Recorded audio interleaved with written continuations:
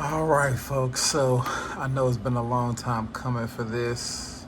As you guys can see, I am using Vinyl Master Designer version 5.0.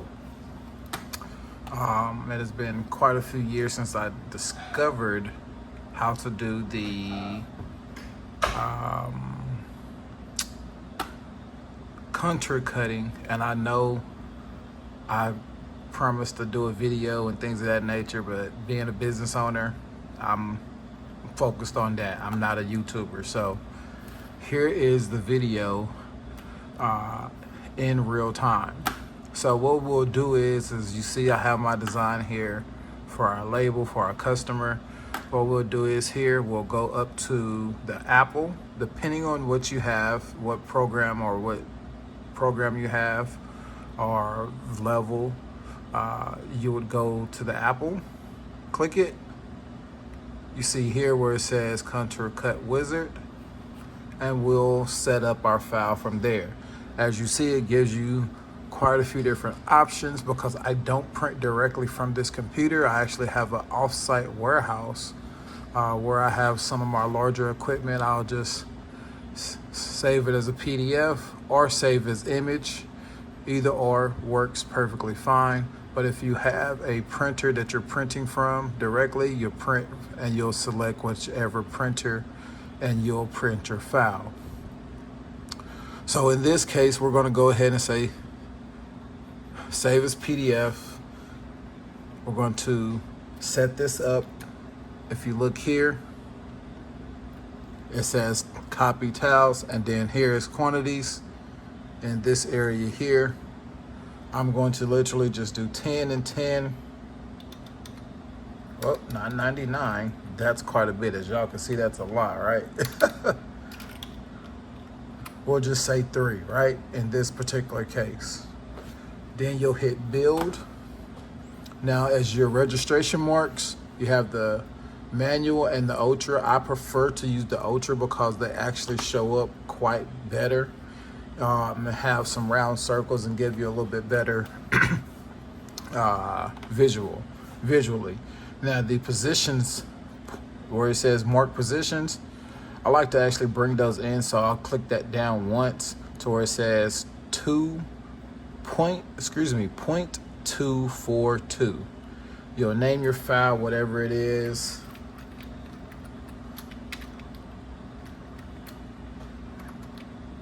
L2, because I actually already have a file for this.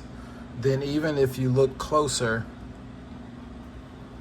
in this area here, where the layout is actually at, the spacing here in this area here where I'm at now, this controls all your spacing. So it tells you how far apart those prints are going to print from.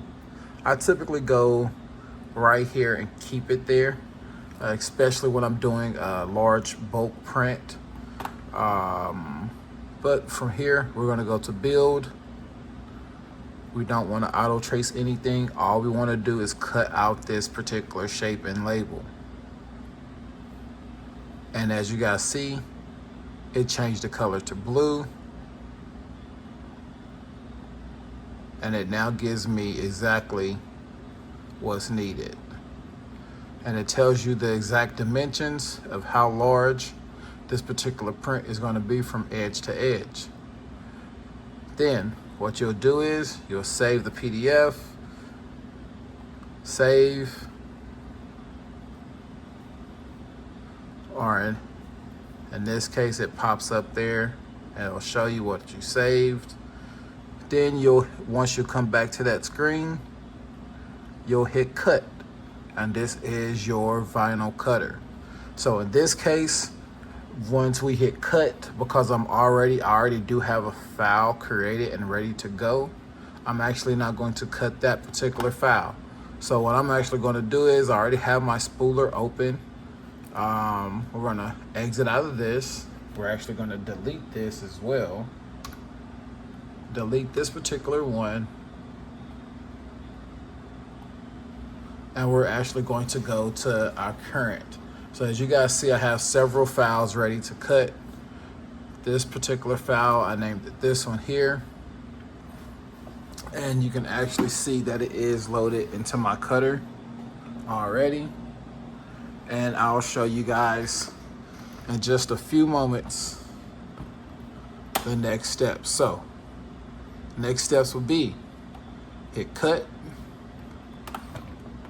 And on this particular one, I didn't do this does have the ultra marks because of the placement. Whichever way it's placed in your cutter, you want to ensure that you select that properly, especially if you're doing a gang sheet and you have several different versions or several different stickers or decals that you're cutting. Right now my pressure is currently set at 0, and my speed is currently set at 200 milliseconds, or 200 millimeters per second. This is not important. Don't you just love pop-ups? And I'm not gonna edit this. This is actually all real time, man. So it is what it is. So here we are, back to the cut screen. So once we have that, because we're working in inches, we're gonna select that, and it gives you the offset information and all of that. Now, when you get to this portion and you hit next, once you hit next, as you see here, it's actually going to move all by its own. Don't freak out, it is okay. Let me get that pincher in place, because that was not in the proper spot. So, this is a manual setup, so you have to use your keys to actually physically move it. And as you guys are gonna see here,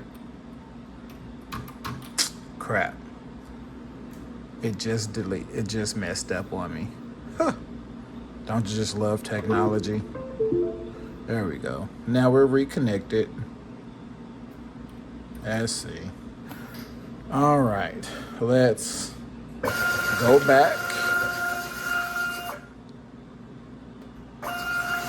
Hit next again. There we go. So now we're all on the same page.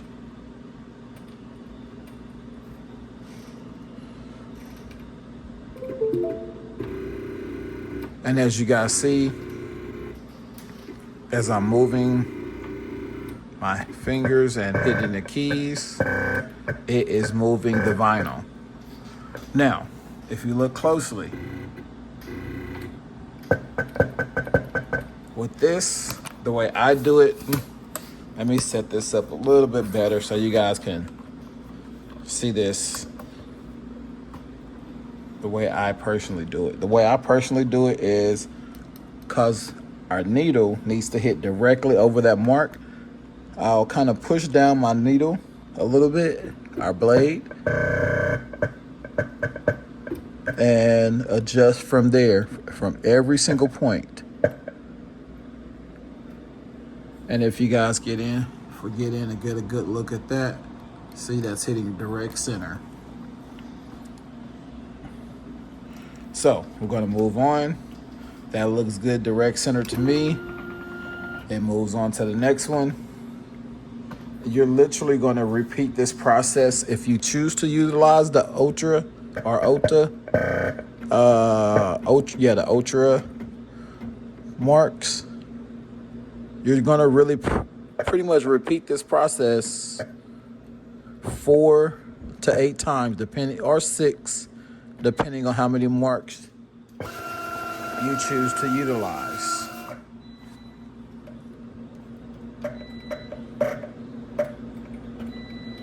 And even if you want to refine how that looks on there, you actually can do ultra fine, where it's going to move extremely little by little. And same thing, you want to ensure that you just kind of keep that blade over the center, because this particular cutter, the MH7 21s, and the MH series in general. The MH series in general, if you're using a USCutter MH series, it does not have a laser. If you look here, that's where the laser is supposed to be. It does not come with one. So put your hand back down, and as you see, it's moving very, very slowly as I'm moving the blade. So that's good there. And I did 8 points on this particular print. I prefer the 8-point. It just gives me a little bit of a sense of security.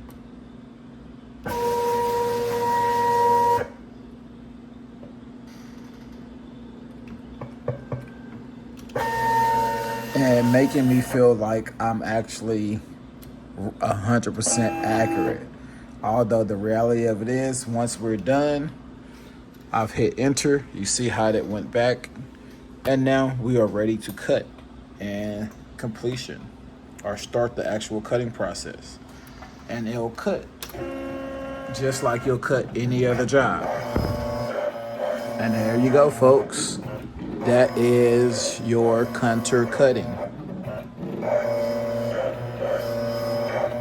So again, this is the contour cut on the MH series from USCutter. Again, please forgive me for the huge delay, because I've seen the comments on the last post when I first discovered it. Many of you by now may have already figured it out, but this is it. Thank you guys so much. Appreciate it. Tap in with me on IG, Facebook, Instagram, and share your stories and your success of contour cutting.